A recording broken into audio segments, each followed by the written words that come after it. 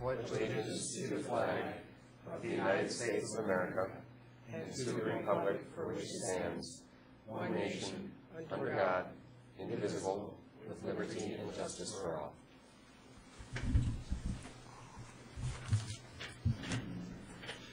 Good evening. Have all board members present. Do I have a motion to accept the agenda for tonight? So moved. That's Stacy. Second by Tom. All those in favor? Aye. Opposed? That carries 7-0. On the consent agenda tonight, we have the check wire disbursement summary, the bank reconciliation statement, the school board minutes from the regular meeting on February 11th, 2013, and the board study session February 25th, 2013.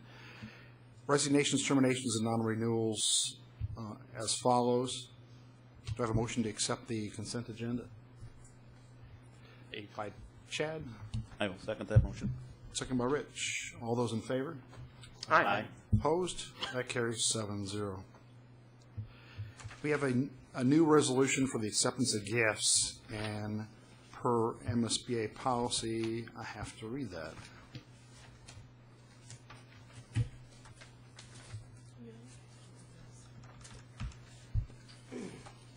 Here we are.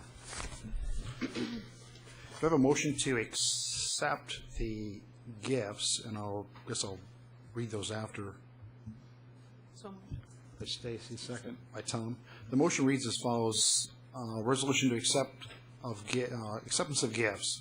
Whereas the following have generously offered in the donations to the Prior Lake Savage School District: monetary, a donation of $250 from the dance team from an anonymous donor, a donation of $20.02 from Laura Willette for Hidden Oaks Middle School, a donation of $50 gift card from Target for the district for district environmental programming, and value in kind, an iPad from Sasha Knetzoff for the special education department, estimated value $500. Whereas there is no conditions on these gifts, therefore be it resolved by the Prior Lake Savage Area School Board to gratefully accept these gifts. The motion for adoption of the foregoing resolution was seconded by Tom. I guess I'll take a vote. Is there any discussion about this? No. And we have a motion to second. All those in favor? Aye. Opposed? Roll call. I'm sorry, that is a roll call. Chad? Aye. Rich? Aye. Tom? Aye. Stacy? Aye. Aye. Dan? Aye. Wait. Aye. That carries 7-0. The resolution is approved on the 4th day of March, 2013.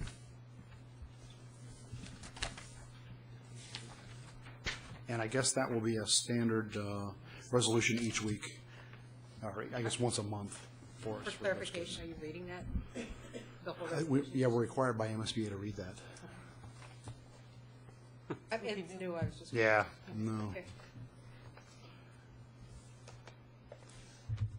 Okay. Tonight, we have Laker Pride, and we have the two middle school band directors, Dakin Hansen and Brian Melody.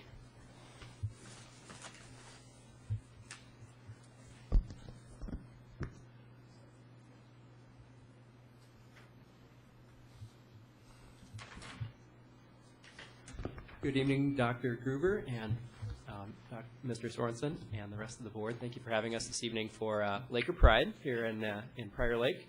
And we're excited to share some things with you about the music program, specifically the band program, since that's what we deal with on a daily basis. We have some students here that will be performing you in a short while, and kind of demonstrate some technology for you that we've been using in the music department as part of our technology initiatives in Prior Lake.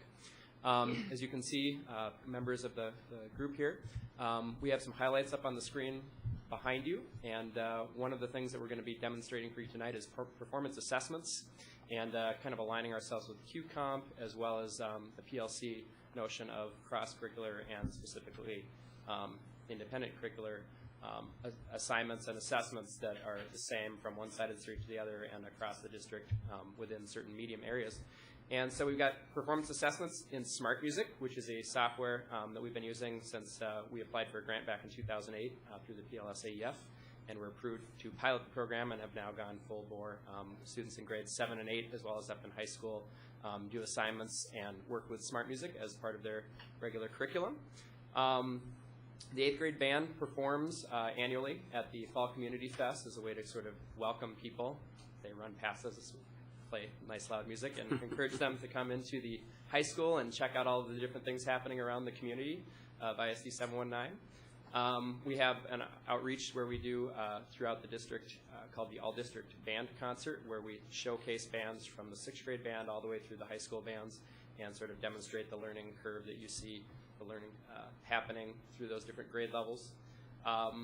This coming weekend, we have been invited by Gina Germscheid from the middle school media department on behalf of the Scott County Library Association. Gina Zern. And Gina Zern, sorry. Yeah. Gina Zern through the Scott County Library System to perform for There's an author. Yep. That we're going to be hosting at the high school, Jordan Sonneblick. There's an author event there, and so the middle school pep band is going to perform at that. We have our first ever, sponsored by our middle school band boosters, performance titled Festival at the Oaks, where we invite solo and ensemble students from across the metro area. There's not really anything like that across the metro that's really inviting other schools, and they have it at the high school level. States like Wisconsin and other states around us have had a very strong following in this area, and we felt that this would be a way to get Prior Lake noticed as music happening somewhere, and bring people that don't really know what's happening in Prior Lake down to see what's going on in Prior Lake through this festival. And that's happening April 13th. We're taking the 7th and 8th grade honor band on tour again. We have kind of a biannual tour where we take students to Chicago every 2 years to represent Prior Lake Savage outside of the Twin Cities metro and Minnesota state area. And then every spring we take the 8th grade marching band perform for the VFW-sponsored Memorial Day Parade and Ceremony at Memorial Park. So those are just a few of the highlights. Some of them happen every year, some of them on a biannual basis. We're hoping that the Festival of the Oaks will become sort of a annual tradition here in Prior Lake, and so far so good. We'll let you know how it is on April 13th. Lots of high school band students helping out with that, as well as band boosters from both the middle school and high school to support that. I'm going to turn the mic over to Mr. Melody to share some remarks about our students that we have performing for you. And Again, thank you for having us here this evening.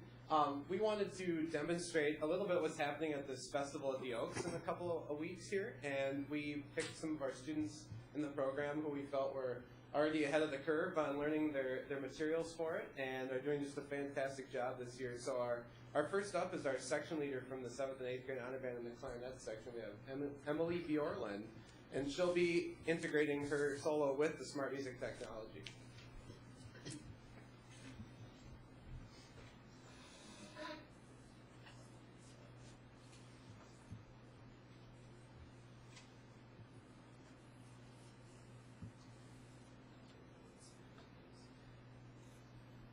Yeah, so smart music is an interactive software. In much of it, you have the music right on the screen. In other instances, it's just an accompaniment tool that provides piano parts. It's much less expensive than hiring somebody every time you want to do it, and you can simply hook it up and get the accompaniment. You can control the speed of it. There's things like an assistive click that you can have. You can listen to your part. You can start at specific measures. The students can loop different sections of the music for repetition. And it saves your takes. You can record it. You can email it to people. You can send copies to your teacher in an electronic grade book, and we can listen to them as well as get a printed score sheet of how they did. So it's really quite remarkable, and it's very nice in assisting us in meeting the demands of the 21st century and having data on students and how they're doing and being able to show that progress. So this example here will not have the music on the screen. Emily's playing a solo where she's got a paper copy, and the computer will be providing the piano part for her. So it's smart in the sense that it also will follow her too. So when she slows down, it slows down, and when she pauses for a moment, it waits for her next note, and then it goes on. So it's quite neat. It was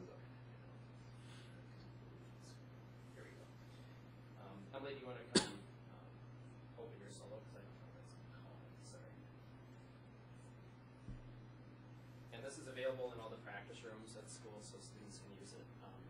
If they choose to have a subscription at home, they can practice with it at home as well as being able to use it at school. So, it's great for school.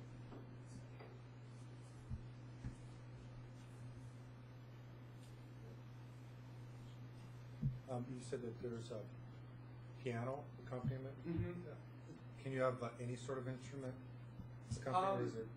The most common one is piano, but like with the band pieces, there's thousands of band pieces in here too, and in that case, the accompaniments would be the other players in the room that aren't there. So you can have rehearsal at home if you want, or in the practice room. Typical classical solos are either accompanied by piano, often harpsichord if it's a Baroque style piece, that sort of thing. And then does Emily connect her instrument to the She smart actually has music? a microphone, and there's a sensitivity bar, so the microphone actually picks up what she's playing. Okay. And then if she speeds up or slows down, then I it got it. follows her. Or you can set it so that you have to follow it as opposed to it following you. In this case, as a soloist, you want to have a little more freedom. So, Sure, that makes sense. all right,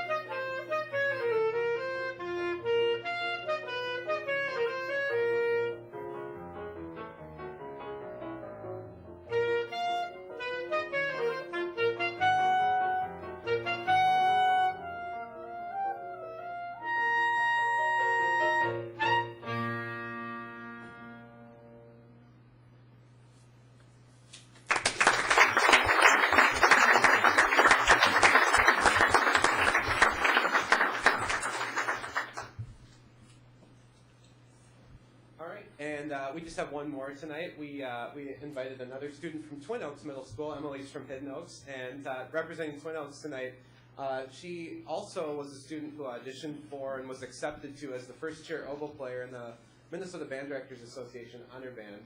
And she's a returning member. She went last year as a 7th grader also. So without further ado, I want to welcome Nicole Bellis up here to play the oboe for us. Nicole is playing an unaccompanied solo for you, and this is one that she's working on for our festival at the Oaks as well.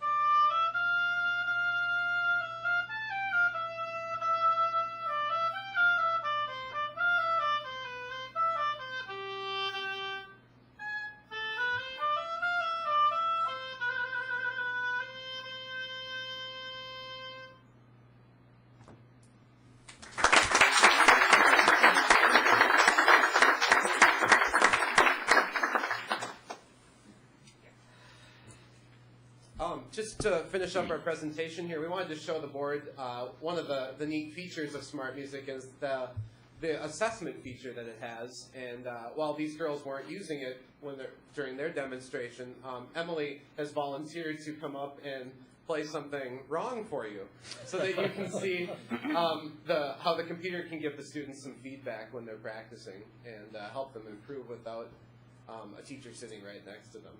So, Emily, come on up.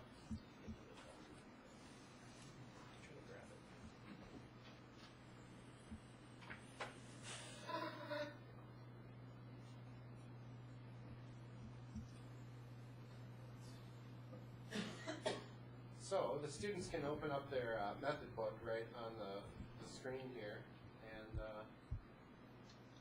pull up any of the pieces that are in their book. This happens to be the 8th grade one. And It's 42, is that right? Okay. So what you're going to see is the music that she's actually playing on screen. And it's a piece titled Scottish Legend. Yeah. there we go. Okay. All right, you ready?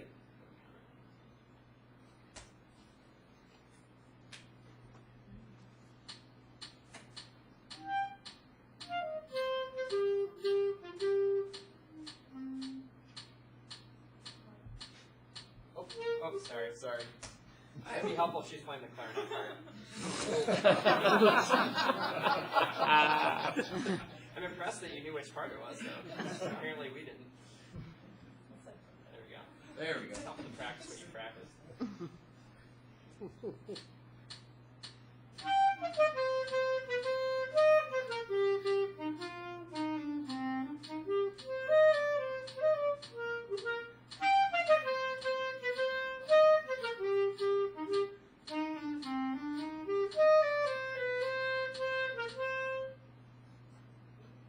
So it takes a second, then it pops up a score for the student, 88%, and then the red notes are representing the ones that she played wrong on purpose. And it also will show up red if they play a rhythm at the wrong time as well. And the way we use this with the groups is that I have every student loaded into my grade book, and then I can email my whole class this assignment, for instance, and they call submit it, and what it does is they can play it as many times as they want. When they're happy with their score, then they can hit the submit button, and it sends it back to me, and then that's a grade that I can put in the grade book as a student grade. And I asked her to play this one, and she told me she didn't know if she could make any mistakes because she practiced it so she wouldn't make any mistakes. Now she's going to demonstrate it for you with the best that she can do tonight. So, whoops. Let's make sure we can see it again. There we go. Ready, Em?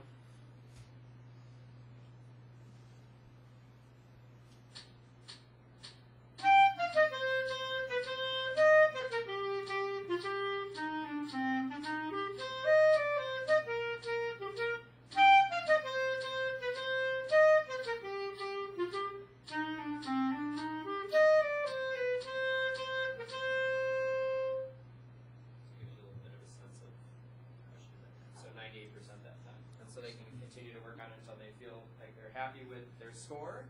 And one thing that's kind of unique about this program too is, for instance, if they don't know what it sounds like, they can actually turn on the My part, which is up here at the top, and it will actually play their music for them as they play along. I'm going to give it a try once. So now you see her part and her phone.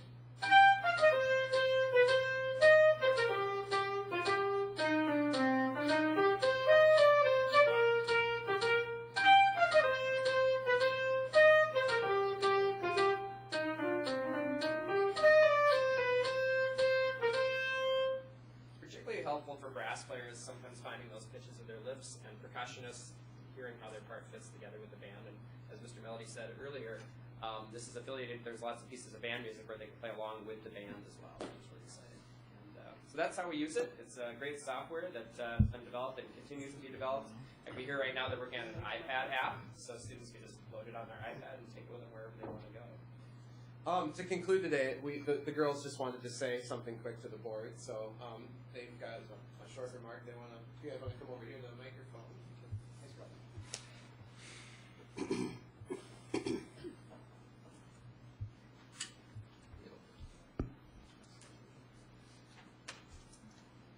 Good evening. Nicole Bellis, and on behalf of the band program, I would like to say a few words. Music is such an important aspect of our lives. I knew I wanted to be in band ever since I first heard one play, and that just so happened it was under the direction of Mr. Melanie. Choosing our instruments in 5th grade was so exciting for me. I chose the oboe because I wanted a challenge, but I never thought I would come so far. The band program here at the middle schools has pushed me into becoming someone who can exceed the expectations that have been laid out before me. So, on behalf of all the students in the band program, I would like to say thank you. Thank you for allowing us to have the opportunity to challenge ourselves through music and to be able to surpass the expectations of others.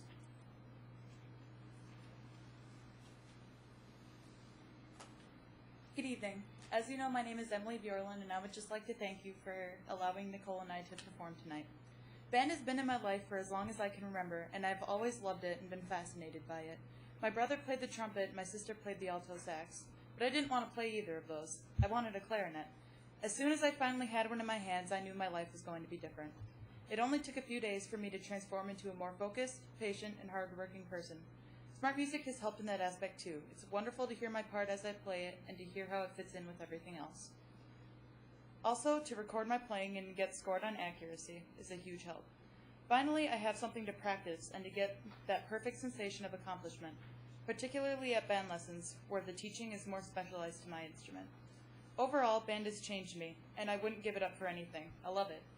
So I thank you for continuing to support band in our community. Any questions from board members? I guess I have one. You talked about the subscription. Is it a free subscription at home? There is not a free subscription. We do provide subscriptions at school for students to use in the practice rooms. Okay. And we have, like in my building, we've got 9 computers that are affiliated with it. And then across the street, same deal. And then students have the opportunity to purchase it to have it home so they can have more opportunity to play with it. So every student has the opportunity to work with it at school, and then it's an extension activity at home. Okay. Much of the material inside is copyrighted. In addition to the software itself, Right. the music itself is copyrighted separately, and so the subscription just covers the cost of that. But it's Okay. pretty reasonable for students to have at home. I think it was about $34.95 this Oh, year for the for year? a year. Oh, yeah. well, Yeah. So Thank you. I have a couple questions. One, how long have you been using this program? 2008. 2008? Yeah. Okay. For the two students, has this helped?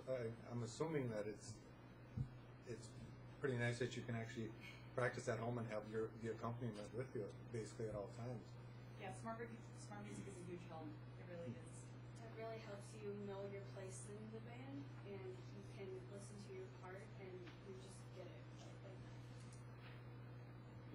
It really puts everything in perspective. I think one of the big motivators, I did my graduate thesis on instrument selection and retention related to that, and one of the things we talk about is your sort of zone of Praxel development, and that idea that if students have, like for instance, these two are pretty similar ability-wise, and so they're going to really get a lot out of band because they're not either lost down here or bored up here, and with a program like Smart Music that helps sort of bring that zone of Praxel development so that it gives those students, particularly that maybe don't have a musical parent at home, that extra nudge to help them be able to continue. And you know, usually students that do not continue in the program, they don't continue because one of two reasons: either they're bored or they're lost. And so we like to try to give them the best help that they can, and Smart Music is a big part of it. yeah, it's a good explanation. Other question? I was going to ask one more. Sure. Sorry. The festival at the Oaks? Yeah. How many different districts are going to be there, do you know? Well, the registrations are still coming in, but I know of 2 right now. Egan was sending a few folks over, and then I know Montgomery, Lonsdale, the district down there, had some students that were interested, but they keep coming in, so. Okay. Any other questions? I know as a parent, it was a phenomenal thing. In fact, one day I went down to my daughter play, and I thought, are there 3 kids downstairs? Because she had added on the other companies, and once they learn their part, it's nice to add on the others. So, Nicole and Emily, on behalf of the Prior Lake School Board, you're true ambassadors of Laker Pride, and we have a couple of certificates for you. And you had a nice picture in the paper this week. So, thank you, Emily. Thank you very much. Thank you. Thanks for your time. Thank you. Nice job. Pretty brave. Yeah.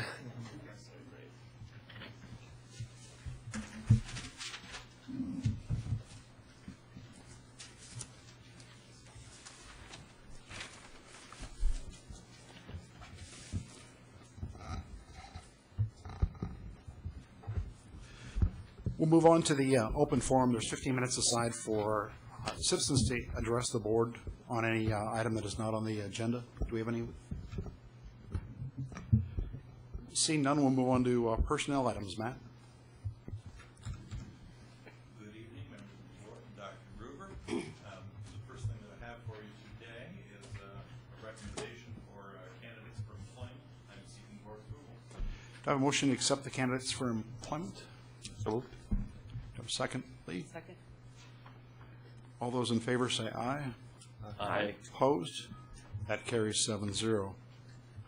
Leave of absences, Matt. And next, I'm presenting the following leaves of absence, and I'm seeking board approval. Do I have a motion to accept the leave of absences? Tom? Second by Stacy. All those in favor? Aye. Opposed? That carries 7-0. And next, I have a staffing request, and I would like to just note that this is a staffing request, the first of which is for the 2012-13 school year. So this is a staffing request for the duration of this current school year and to move forward. So just a change from what's in the board packet there. And so the first request that I have is for educational support staff, and there's 2 positions here. We're looking, first of all, to add an additional maintenance position district-wide, and the funding for that position will come through the savings gleaned by taking on some of the project management associated with the projects that are going to be going on in the district over the next 2+ years. And so by making the commitment to take on some of that project management, we will be able to fully fund this additional position to enable us to do that. And so that's the first position that we have here. And then the second is an additional kids company assistant to Jeffers Pond. That's necessary due to increased program participation at Jeffers Pond and making sure that we're maintaining a safe and fun environment at the location. Okay, do I have a motion to accept the 2 additional staffing recommendations? So moved. Stacy, second. Dan? Any discussion, questions? I have one comment. I commend you in the maintenance position, as we definitely do see it, and from the meetings I've been to, as a positive and somebody internally to run that program, so it should work out very well. I have a motion to second. All those in favor? Aye. Opposed? That carries 7-0. All right, and the next request that we have for you is for certified staff or licensed staff, and this is for the 2013-14 school year. And you can see that it's broken up, and I will take the FTE additions at the elementary, middle school, and high school first. And these additions that we're talking about here, a 2.4 FTE addition at the elementary, a 0.43 addition at the middle level, and a 2.2 addition at the high school, will in all 3 cases enable us to, based on current enrollment projections, keep our class sizes exactly where they are right now for the 2012-13 school year. And so this is the first step of looking at staffing for the 13-14 school year. Remember, we'll be revisiting all of these as we start to move through the spring and summer. And we have some of our budget assumptions confirmed for us. In addition to that, I would like to point out that at the high school level, it's only a 1.0 FTE addition that will allow us to keep those class sizes the same. We are looking at, under this proposal, an additional 1.2 FTE going to the high school to help actually reduce class sizes from where they are currently.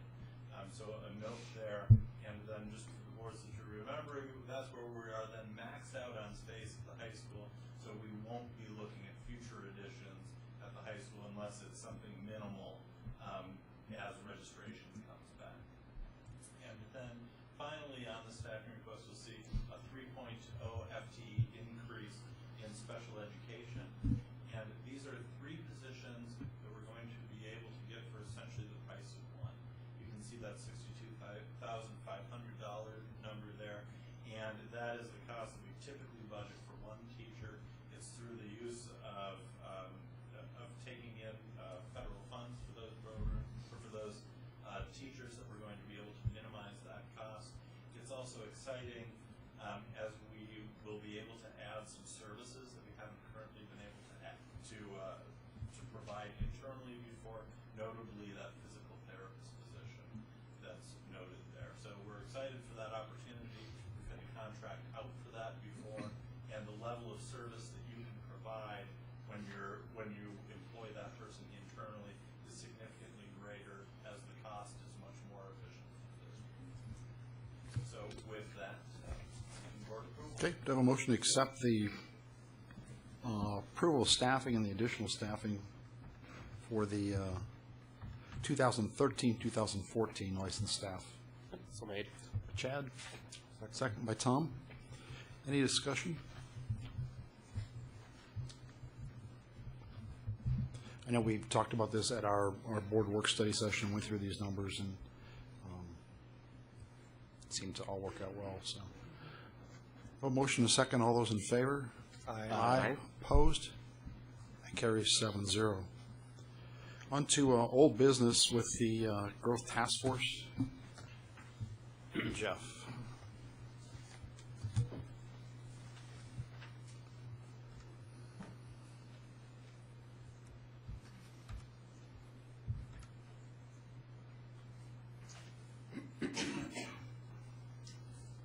Good evening, Mr. Chair, members of the board, Dr. Gruber.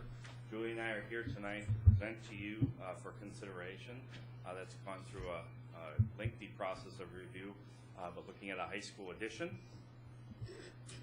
Just to give you a brief overview, approximately 10 months ago, we began a significant amount of time looking at developing a comprehensive plan to address the capital needs of the district, as well as ways to fund those capital needs across the district.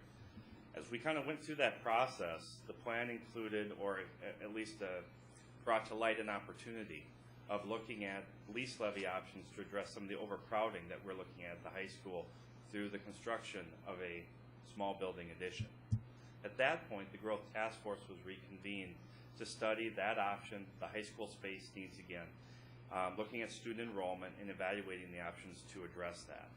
In your board packet, you have that charge statement that lists all the components of what the Growth Task Force did, as well as what the recommendation is in a nutshell.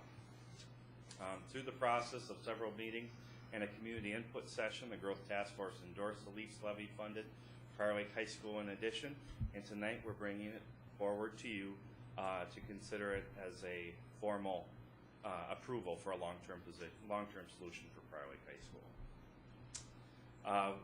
We've looked at several different schematics, and at one of our facilities meetings, this appears to be the concept that we're going to start looking at, which is that 3-level tower design with every floor having approximately 11,000 square feet, materials and systems to match the existing building, and looking at a planning budget of $8.3 million. And we'll get into some of the specifics of that planning budget, of how we got to that number in just a few minutes.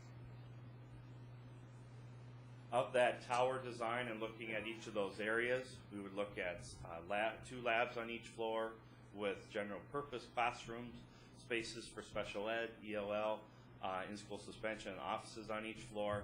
There would be a central resource area with a conference room, so it would in many ways match kind of the concept that we have in our existing pods. Operable walls from between the general purpose classrooms into the resource area, as well as possibly between the classrooms themselves. Technology available on each floor, a custodial storage closet on each floor, and another elevator to meet the needs of the high school. We do have a planning budget based on the new addition, will be based on the existing building in terms of the materials and the systems used. When we looked prior, when the high school was actually built, we looked at those costs, and the bids came in at $128 a square foot back in 2001. And as we move forward to 2013, the Turner Building Cost Index has risen 42.6%. So when we take that into consideration, That means that it would cost us about $183 in today's market to build onto our building. We are building this over the course of a winter, and so we do have some additional costs for heating while the exterior structure is being built. And also we have a 10% increase because it's the economy of scale. We're building a much smaller portion of our building instead of this big high school, and so when you have such a big portion that you're building, you also get a lower cost per square footage. And so we did have to add on some additional costs because we're building a much smaller structure. And then we're adding, because we're adding labs at each of the levels, that is a little bit higher cost because there are additional components when you're building onto building labs instead of general purpose classrooms. And so we came to a total cost per square foot of $252 times the 33,000 square feet. We're looking at an $8.3 million budget, and that includes all of our costs as we look at this across the board. So that's our planning budget. Our timeline, and of course tonight is for your approval. We would come again back on March 25th with a formal resolution for lease levy, and then it would go to submit and comment to the MDE, the commencement of the formal design and planning, bid documents, construction, and all the other different components associated with this, so that we would be on a par, or I guess on timeline of occupancy, September 1st, 2014.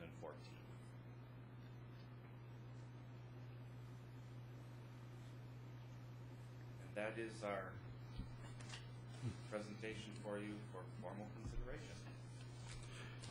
Do I have any questions? Can I just make one Sure. clarification? When they're referring to labs, they're referring to science labs. I know you all know that, but just for the sake of our viewers, I wanted you to know that we're talking about science labs on each of the 3 floors. Tom? You showed a 3-floor layout with labs on each floor. This is just isn't the final design. So we'll go through a design committee, and the total square footage would be about the same, but there could be some changes to the overall design. That is correct. Okay. Anyone else? And sorry, just to make sure, we are only voting to go ahead with lease levy, not on as you said, any square foot or dollar amount at this time or design. Correct. Okay, thank you. Not to exceed 8.3 million is basically the proposal before you. So we have a ceiling, not a floor.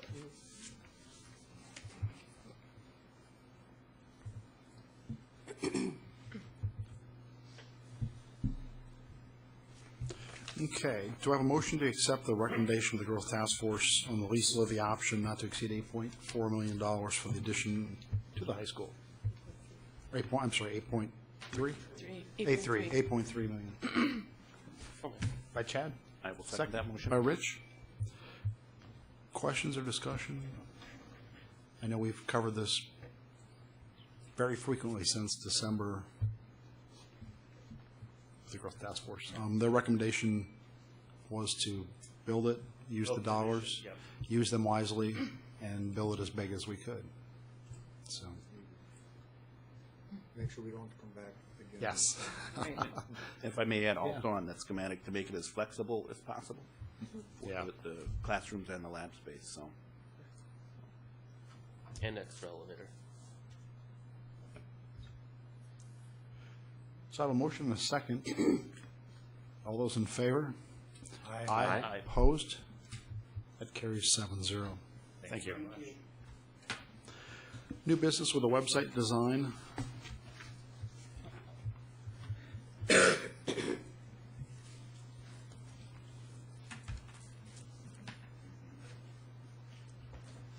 evening, members of the board. Dr. Gruber. Marcus and I are here tonight to present you with a recommendation for a new website for our district.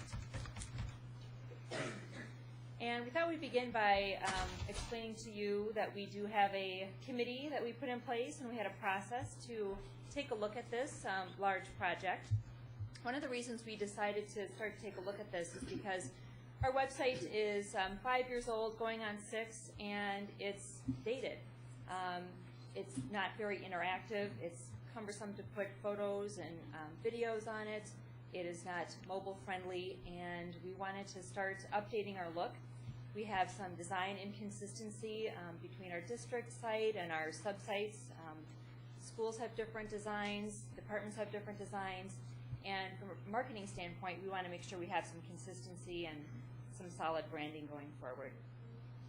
Also, looking at our last survey in 2012 and even the 2010 survey, we know that we have a very computer savvy, tech savvy population in our district, and our website is heavily used. So we want to make sure that we have something that is easy for them to navigate and something that they will want to use frequently as well.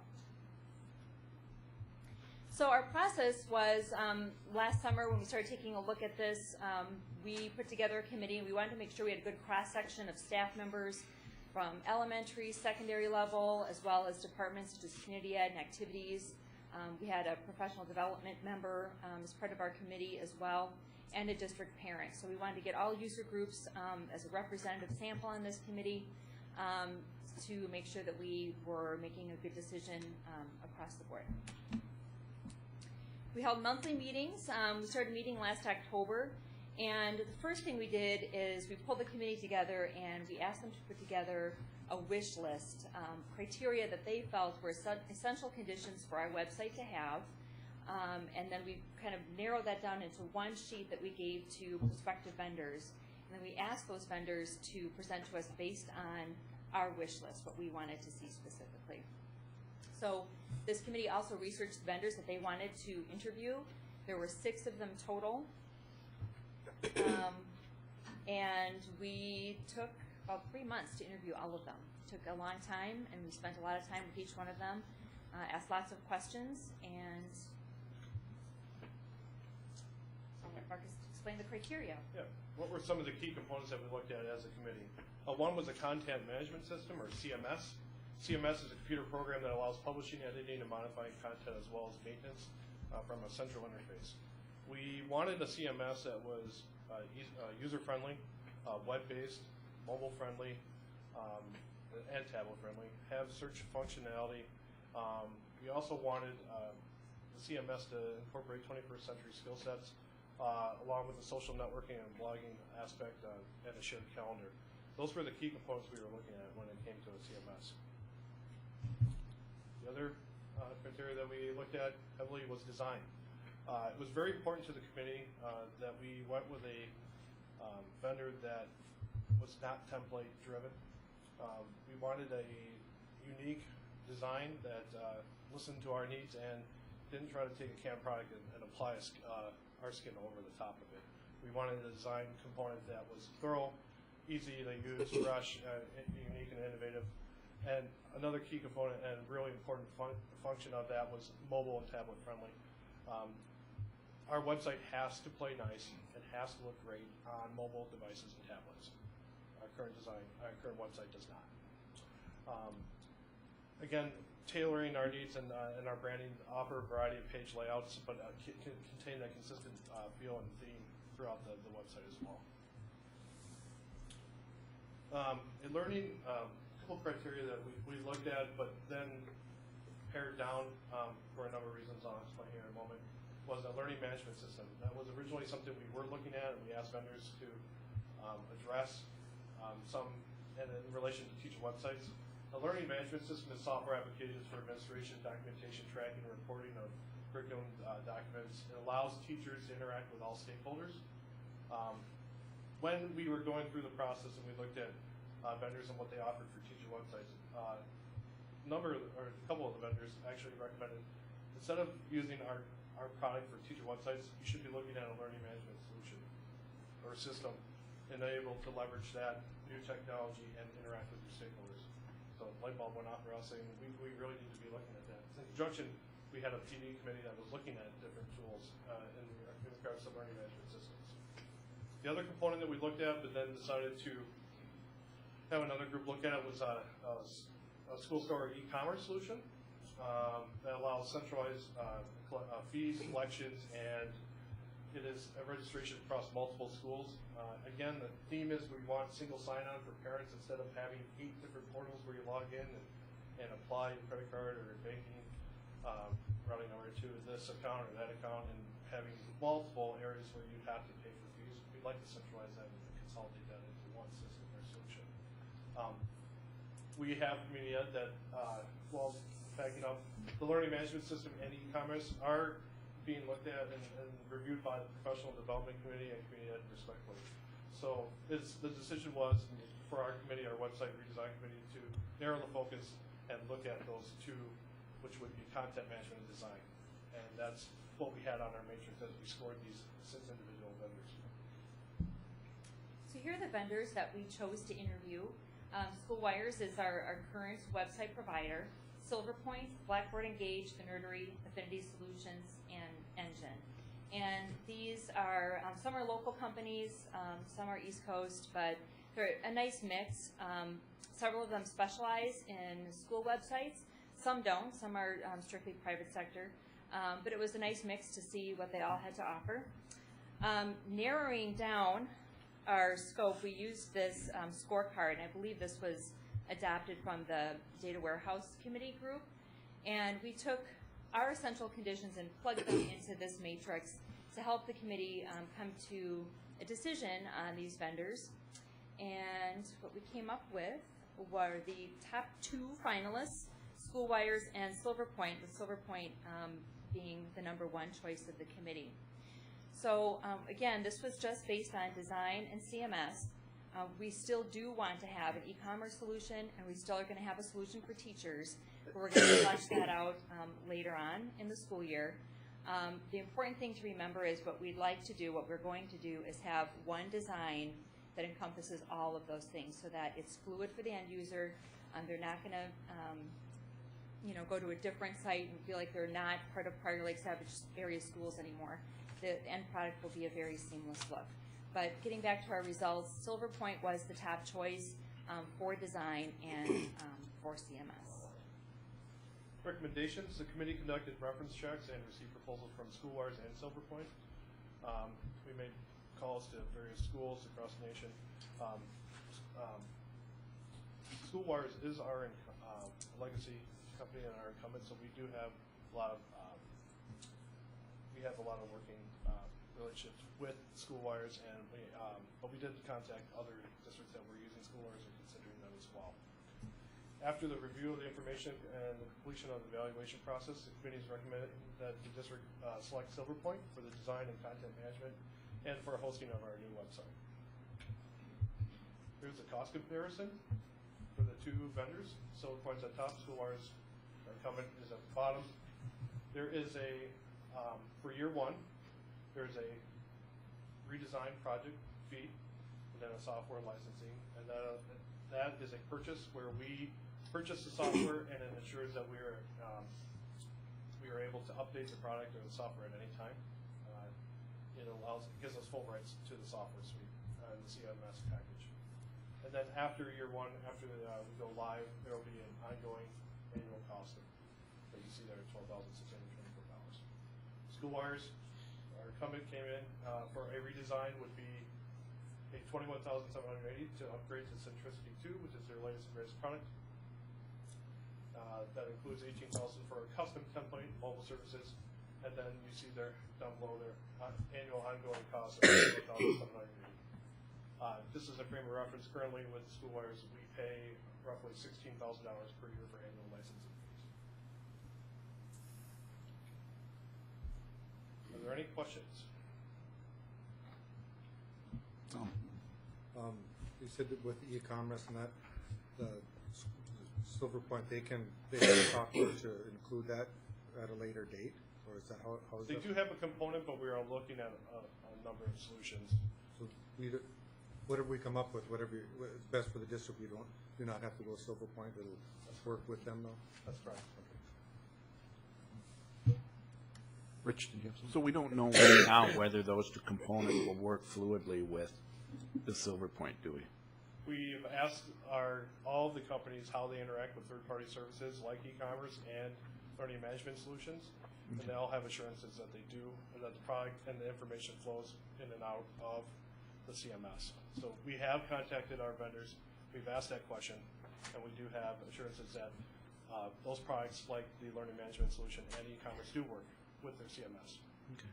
Because I noticed from the information we had in our packet, you rated NGN a little bit higher than you rated it here tonight. You had a final score of 81 for Engine, and on the presentation tonight, you had a 79.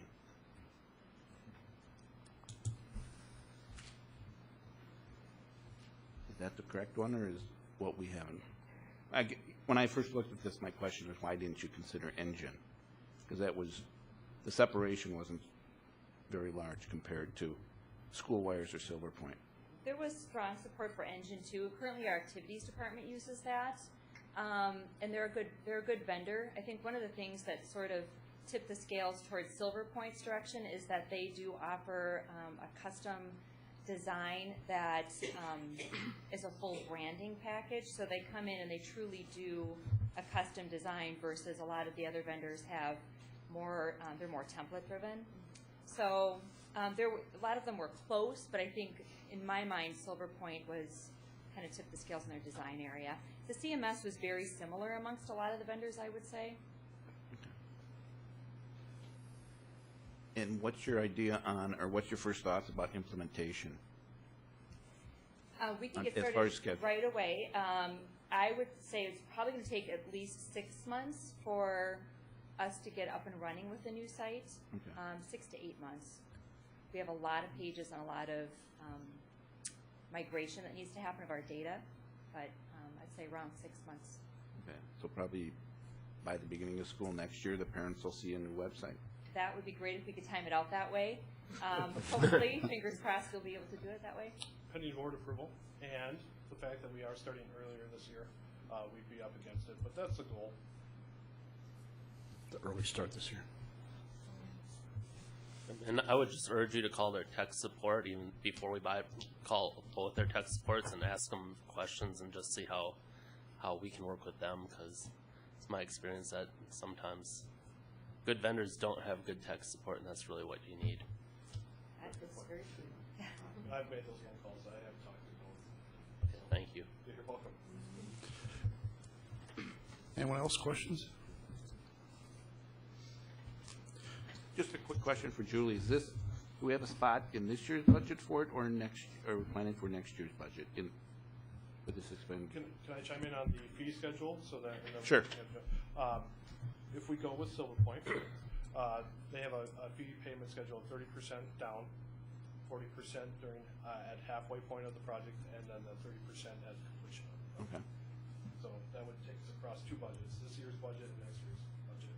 And I've started to target some dollars in IT's current budget for this year if pending board approval, to kick off this project, and then trying to earmark dollars, and I believe I found that working with Julie, for next year's dollars as well, and that would come out of the information technology part of this budget.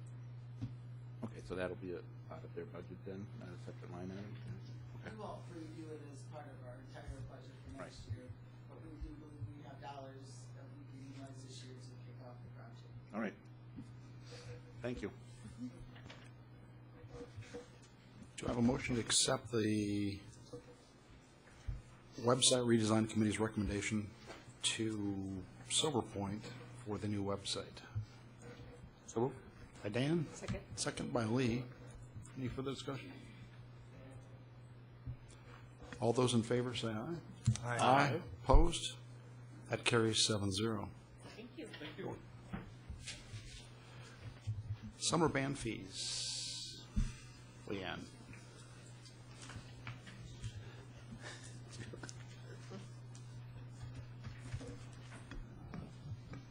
Good evening, members of the board.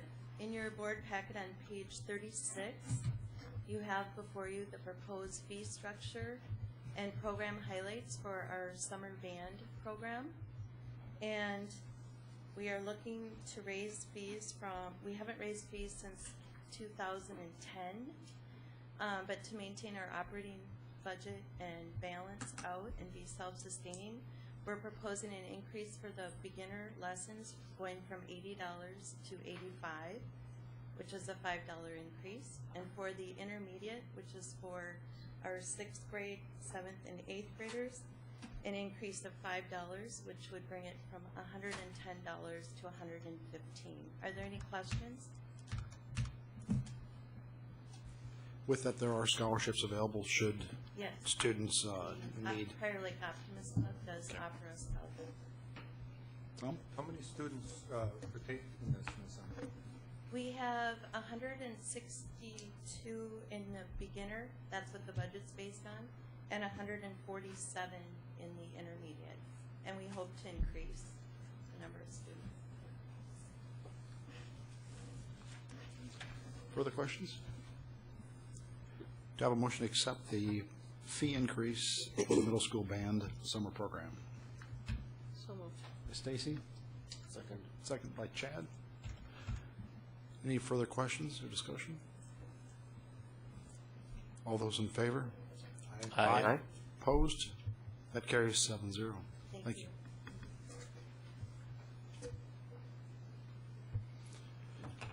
Two 2013-14 changes in program funding sources. Julie. Good evening.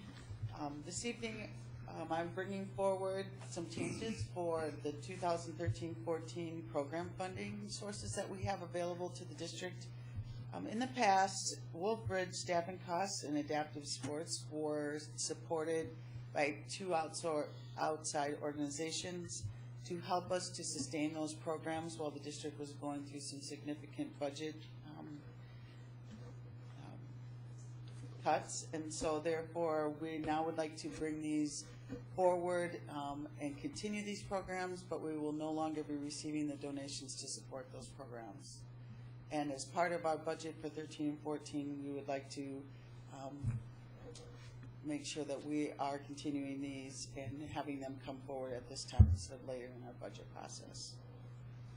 Do I have a motion to accept the changes in funding sources for the 2013-14 budget?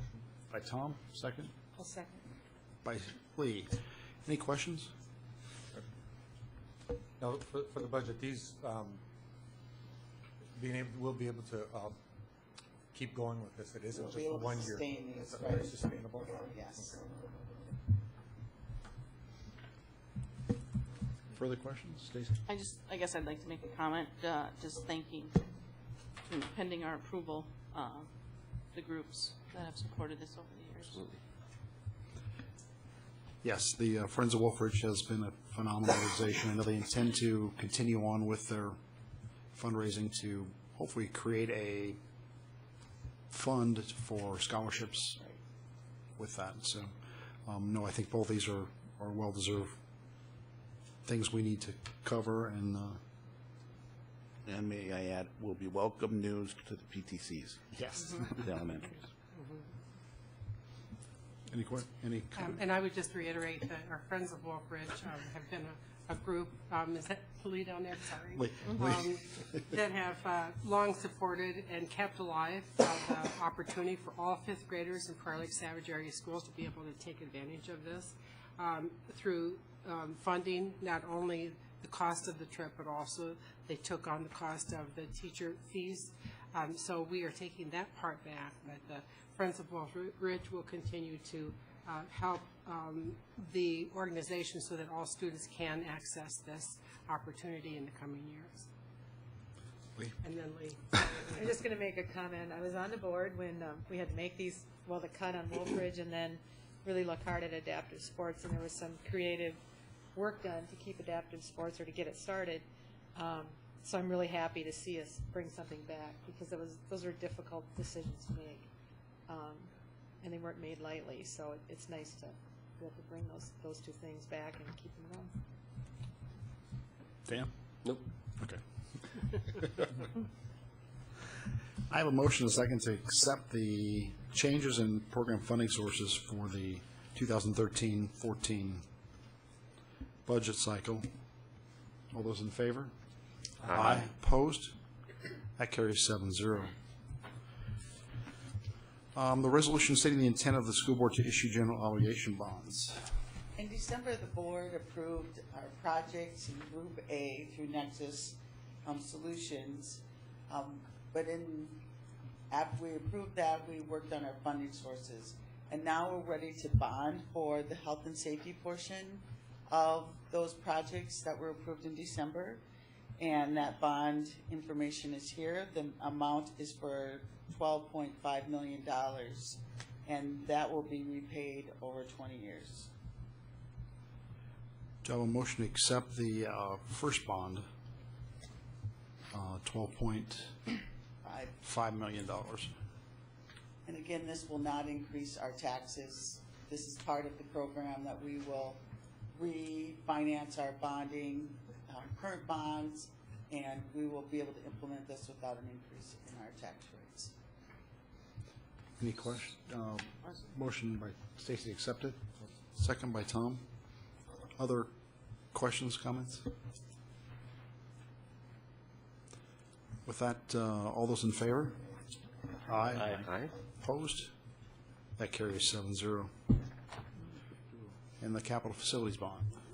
Our second bonding opportunity is... If may interject? Yeah. We're on Part D.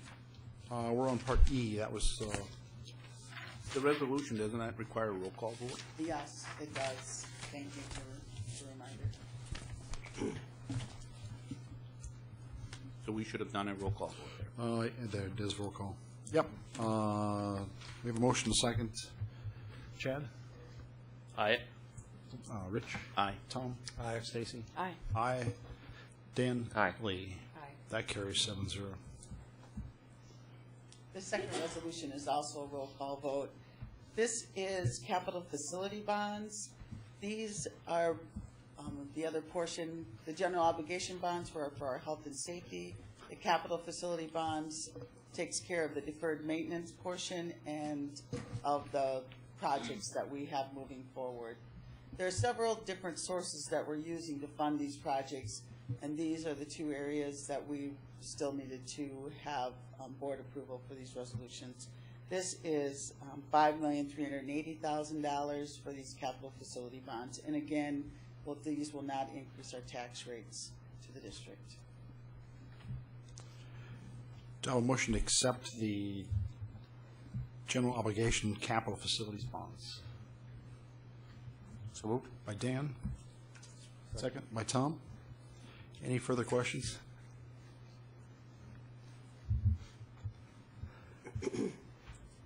With that, we have a motion to second. Chad? Aye. Rich? Aye. Tom? Aye. Stacy? Aye. Aye. Dan? Aye. Lee? Aye. That carries 7-0. The resolution to terminate and rescind the Xerox agreement. This is one of the fun things that, or not so fun things. This is one of those not so fun things that we have to bring forward to the board. We've been having some issues in our print shop area with our current copier. Without resolution, we do have some guarantees in that agreement that was signed in 2009 by the school board. Moving forward, that we would have a copier that performed to our standards. That has not happened. And unless pending some resolution by the Xerox Corporation and or its subsidiaries by March 15th, we would no longer pay that lease. We would return the copier and we would look at replacing it with another machine. Do I have a motion to accept the termination and rescind the Xerox agreement? Aye. By Chad, second. Second. By Dan. It's also a roll call vote. Any further questions? Yes. Do we have a backup plan for a print? Yes, we do. Okay. But this needs to happen first. We do have a plan in place once this happens. I'm sorry it has come to this point, but it actually has, and that's why we're here tonight, is because we do need to have this in an operational for our print shop, and it just hasn't happened. And so we do have a backup plan, and we can move forward. We have opportunities to move to get another copier in, utilizing many different sources of funding for that. And so joint powers agreements that we don't have to go out for bids for it. So we would utilize one of those options and bring in a copier into the district. That would, we could use. How long was the original, when you signed it? 5 years, 5 years. 60 months. Okay, are we at risk then from Xerox coming back and? No, it's in the actual agreement that we have, that it's 100% total satisfaction guarantee. Oh, okay. And so there's nothing else in the agreement that says that if we're not satisfied, that, and if they don't provide us with another machine that actually works, that, that we can rescind it. Go ahead. Julie, would you like to just tell them about the legal counsel that you sought? Yes, this is Advised by coming from- counsel. we are. This is definitely coming under advisement from our legal counsel. I had them review our agreements to make sure that we were going about this in the correct manner and moving forward, that we had every legal backing as we did this. So yes, we do. Has been reviewed by legal counsel. Yeah. Yes. Do we get any refund then for the time? And I'm sure once they see this video, they'll know that we mean it, and they'll probably have the sales They've received done. letters, and they've had been contacted, and so by our legal counsel. Of course, I've had since November, numerous conversations with them and contact with them with no resolution.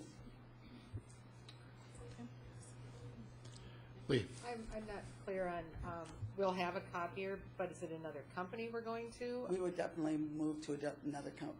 So does that take any study or research on, or have you already done that? I'm feeling like we're going to be without a copier by March. We do have 3 copiers in that print area right now. So even if we do remove one, we still have 2 remaining in that area. Okay. So if that makes you feel better, and obviously that gives us some leeway. But we are looking at, there's a very limited amount, a number of copy companies that provide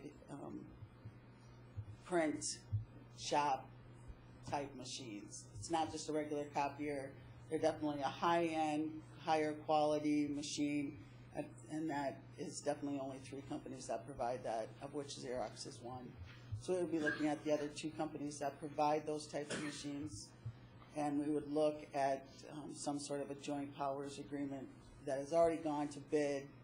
Statewide bidding has gone through the statewide bid process, so that we could utilize their costs and go through that leasing agreement that way. But in the meantime, we could have some resolution from Xerox also. They have until March 15th. Further questions? This also is a roll call vote. Chad? Aye. Rich? Aye. Tom? Aye. Stacy? Aye. Aye. Dan? Aye. Lee? Aye. That carries 7-0. The integration budget.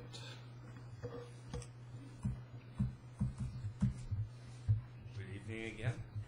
Each year, the district receives a portion of funding from the integration revenue, but before we can use it for fiscal year 2014, the board must accept it. And so this is something that's come before the board each and every year for you to look at and consider.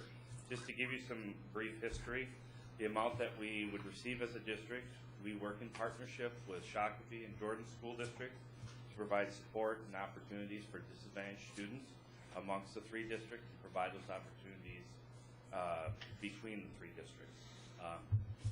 Moving forward, we're looking at several areas for our plan to use the revenue in 2014.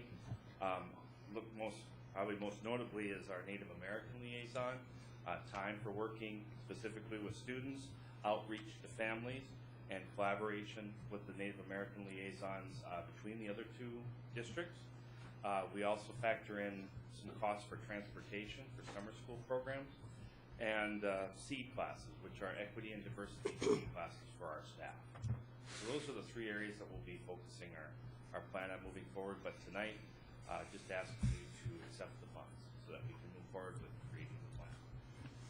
Do I have a motion to accept the $18,500 in the integration budget? By Stacy, second. A second. By Lee. Any further questions? All those in favor? Aye. Aye. Opposed? That carries 7-0. Could I just make a comment? Sure. When we started our integration plan, it was with 2 other districts. And did you mention this as you were going through this, and I just missed it? It's shocked Yeah. me, and I missed it. Yeah, I'm sorry. Yes, and so we'll continue that collaboration as we move forward. So, Absolutely. Thank you. The 2013-14 school board schedule, and it's in your board pack, it's brought forth tonight. Do you have a motion to accept the schedule? We're staying on the same format as we have in the past year, with the first Monday being the meeting and the study session on the third Monday, where it can be fit in. There are some holidays that fall in there, and that does change the schedule a little bit. But anyone have any comments or questions on that? Lee? My only comment would be is I like this, the change with the study session and regular meetings, but just to take note, I guess, more probably to the public, is that sometimes our regular meetings might include a brief workshop, or our study session might have a meeting as well with it. So. And I would just note that on this particular year, in May 2014, we will have graduation on May 30th. This is the year we end early because we'll be starting early in this coming fall. So just a note that our high school graduation will be May 30th, and then our first board meeting will be on June 1st. June 2nd. June 2nd. Yep. Excuse me. And the phone is the 9th. Okay. Do I have a motion to accept the school board schedule? By Tom? I'll second that motion. Second by Rich. Any further discussion? All those in favor? Aye. Aye. Opposed? That carries 7-0. Policy. Okay. This is policy 501 weapons. This is a policy we've had in place, and we did discuss it at our board study session last week, and we have it tonight for a first reading with a final reading on April 22nd. April 22nd, which is our board meeting coming in that month. So the changes, we've kept to our MSBA policy standard, and we've looked at that. We've also looked at state statute on the components that we've changed in order to make this comply and also be within what we believe is the right practice for our school district. So under number 2, F is the first change, and that would say that possession of a dangerous weapon, a BB gun, or a replica of a firearm will be given with written permission of the superintendent or designee, and this is under exceptions. So only an exception could be given only with the approval of the superintendent or designee, rather than principal or someone in supervision. So we're tightening that one up. And then on G, an exception that was given previously is now being rescinded, and that used to read persons who are on unimproved property owned or leased by Independent School District 719, unless the person knows that a student is currently present on the land for a school-related activity. And we took that out completely. That was put in a time when we have a lot of open land around our school buildings, and now that we have a school district of 7,200 students, we have students on any part of our land at any one given time. So we wanted to make sure that we're keeping our land as safe as possible. Even the parts of it like SS9, SS10, SS11, all of those areas that are beautiful, we want to make sure that they're also safe for our students as they walk through them or have activities after school or during school. So those are the only 2 changes that we've made to our current policy 501. Do you have any comments or questions pertaining? Just for the policy committee, the superintendent or designee, is that MSBA wording? No, it's our wording. Okay. Mm-hmm. They give you options in different wording that you could use, and then we customize it to our district. Okay. How would one determine who the designee is? I would. A parent coming in, how they need to ask you, or? Mm-hmm. And if I'm not here, or if I say that I'm going to be out of town for a week, and during that period of time, Mr. Holmberg, my assistant superintendent, would be that designee. Of course, if he was out of town also, then we'd have another designee, but that's basically what would happen. Any other questions, comments? That'll come back April 22nd. Just one comment. The policy does follow the MSBA's template for the most part. I mean, there's some things that we adjust to meet our needs, but we are following MSBA's policy. Was that next section that we struck, was that part of their policy, or was that something that was tailored to our district? Okay. Any further questions? Moving on to administrative reports. Superintendent report. Wonderful. Underneath all of this, I have very exciting news for our schools. One of our schools, and also for our school district. The Department of Education, Minnesota Department of Education, has named Jeffers Pond Elementary as a Green Ribbon School 2012-13 for the state of Minnesota. And they have also named our school district as the only school district in the state to receive the Green Ribbon School Program Award. And our school and school district will be forwarded now to the national competition. And on April 22nd, the United States Department of Education will announce their selection of the national Green Ribbon Schools during a press event. And then at that time, we will learn if our district or if Jeffers Pond moves on. But we're very excited to be that district named by the Commissioner of Education for this special award, and it's one that we have been working toward for many, many years, and to have it really goes along with our E-STEM focus and making sure that we're not losing that environmental focus to begin with, but really building on that with our science, technology, engineering, and math components of that.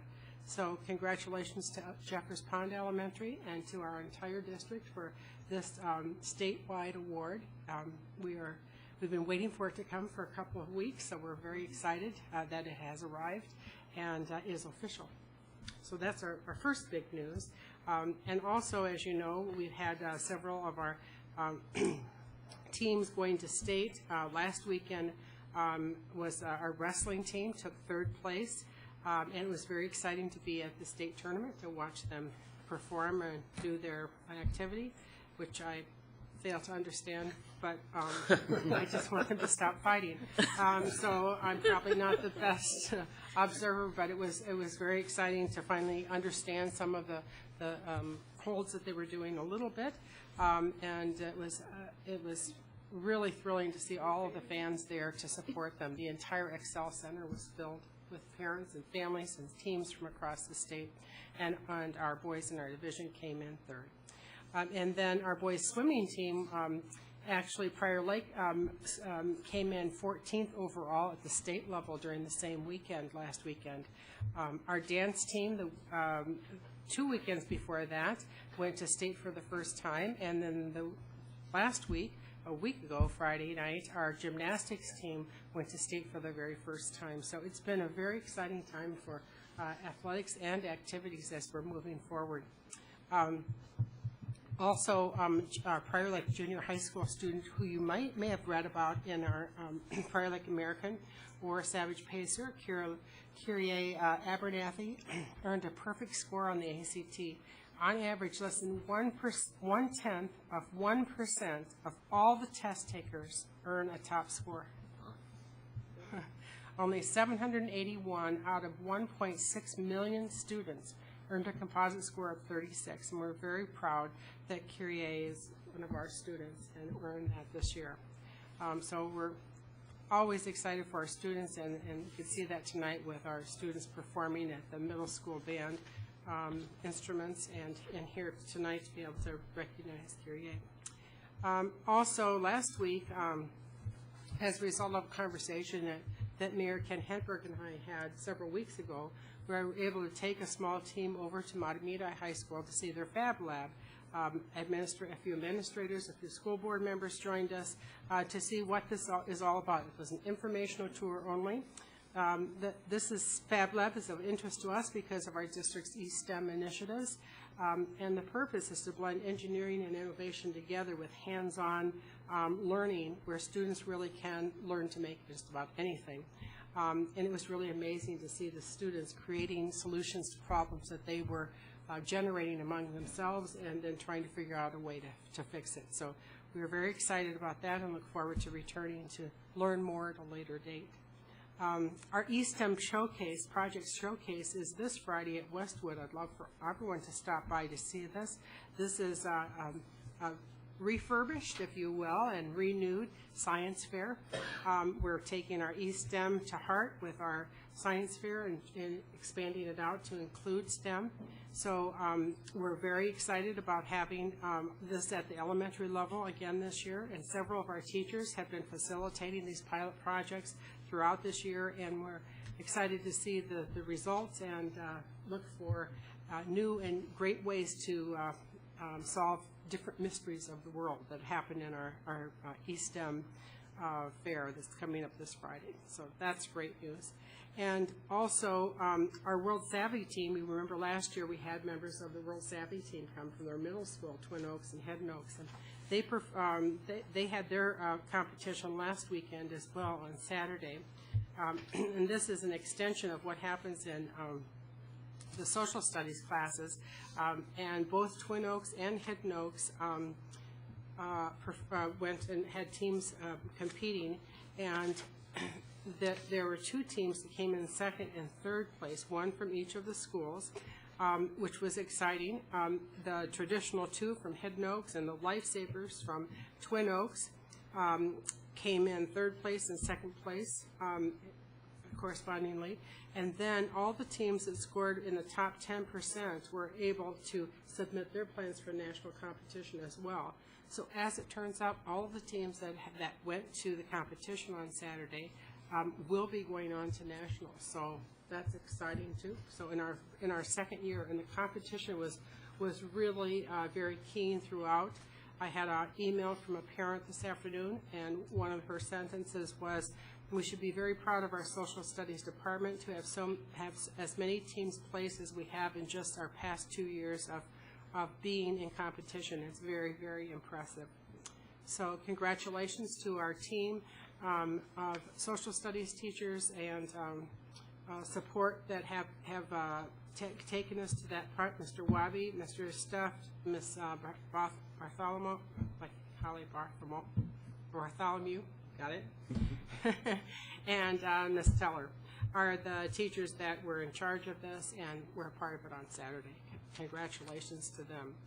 And last but not least, this is National School Social Worker Week. So if you are in the building and see a school social worker, please greet them and let them know how important they are to the work that we do each and every day.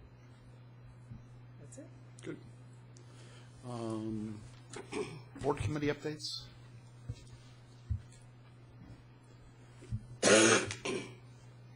None? And Matthew? Take a couple more minutes. I do have an update on two different issues. Number one is an update on the QComp process. Last week on Wednesday, in collaboration with PLFCA, Jen Holmberg joining me along with Deb Johnson and Sean Baudette at Twin Oaks Middle School for a general membership meeting of the PLFCA. And we did discuss future plans, or the plan and the vision for what QComp could look like in District 719.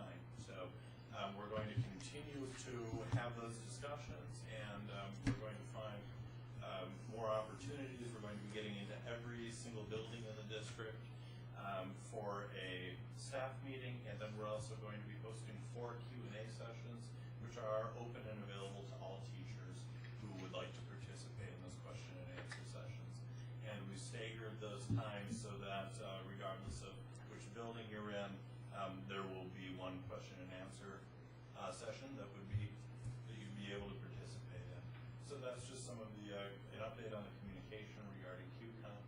And then in addition, today Julie and I stopped by the state capitol to to weigh in on the discussion surrounding PEAT, which is the Public Employee Insurance Plan, that has gone through in several different iterations previously, but there is a new bill being considered that would require participation by districts in the state's plan.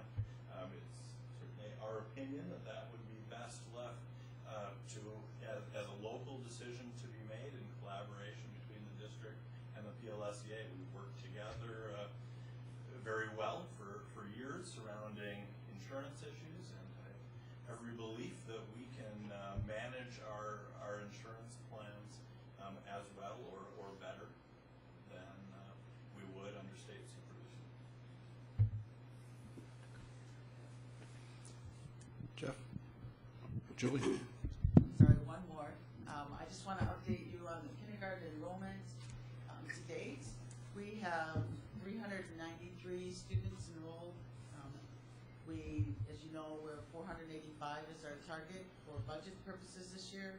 Last year at this time, we were at 408, so we're about 15 students behind where we were, but you know, it fluctuates, and so last week it was 23 students behind, and so we're definitely caught up a little bit, and we will continue to update the board on our progress with kindergarten enrollment.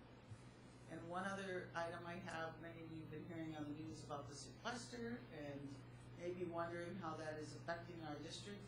I have not received any updates at this point as to how it would affect us. Obviously, it would probably be somewhat of a cut, and it would be a cut from our federal programs, such as federal special education and our title programs. And 10% is what we've been hearing across the board. So that would be a significant cut for us, that we will continue to review that.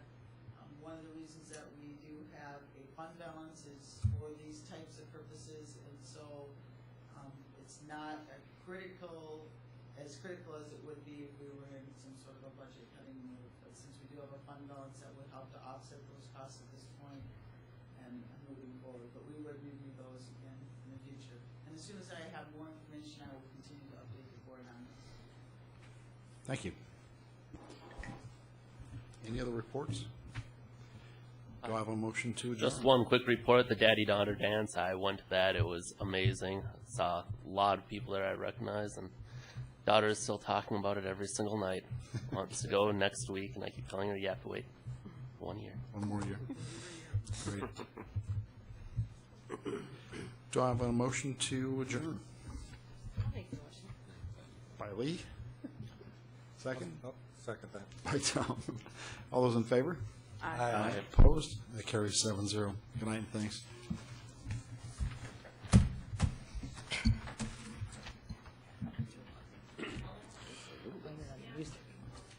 No, that's true. What do you get?